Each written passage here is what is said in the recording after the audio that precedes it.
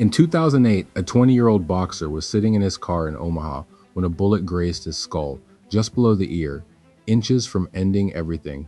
He was no one yet. A prospect with no belts, no fame, no story the world knew. That bullet could have written the ending before the story ever began. Instead, Terence Crawford survived and went on to become the greatest fighter of his generation. But here's what nobody tells you. The version of Crawford who conquered the boxing world only exists because of the night he nearly died. This is the part almost no one talks about. Crawford had been sparring earlier that day. His hands were still wrapped. He stopped at a dice game on a normal night.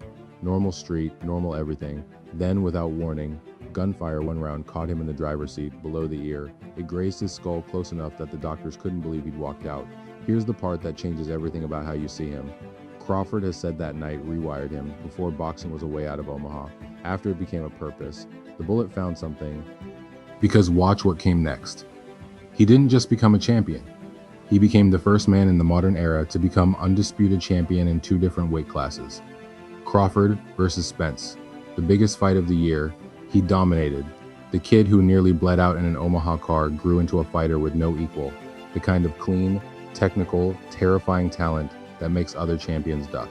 Now, the part a documentary could spend an hour on. Some athletes are made by talent, some are made by coaching. Terence Crawford was made by a near-death experience at 20 years old. He said that night taught him how fragile everything is, so he stopped wasting a single round. He fights like a man who knows exactly what's on the other side of the odds. Terence Crawford didn't become the greatest in spite of that bullet.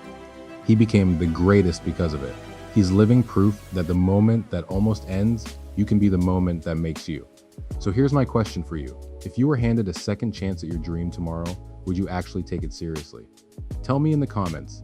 And speaking of athletes who were forged by what almost destroyed them, the next story is about a kid who lost his championship at 23 and rebuilt himself into the closest thing basketball has ever seen to Michael Jordan.